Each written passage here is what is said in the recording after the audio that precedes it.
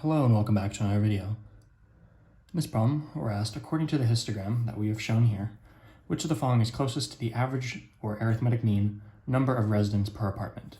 So the way we're going to find the average is we're going to take the total number of residents, we're going to divide it by the number of apartments.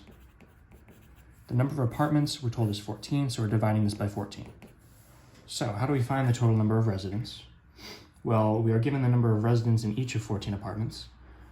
We are told that there are 6 apartments for which there is 1 resident.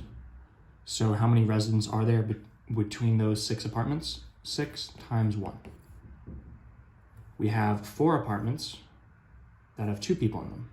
So how many residents in all of those combined are there? 4 times 2, right? You have 4 apartments with 2 in them. Add them all up, 2 plus 2 plus 2 plus 2. This is equal to 4 times 2. Same thing here. There's none with 3, so there's 0 people for 0 apartments.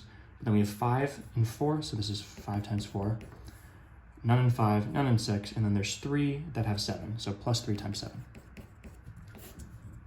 Divide by 14, and now we just have to solve this expression. Move that over a little bit so you can see it. So we have 6 times 1 is 6, 4 times 2 is 8, 5 times 4 is 20, 3 times 7 is 21. This is divided by 14. 6 plus 8 plus 20 plus 21 is 55, divided by 14 is roughly 3.92. So which of the following is closest to 3.92? That would be D, or 4.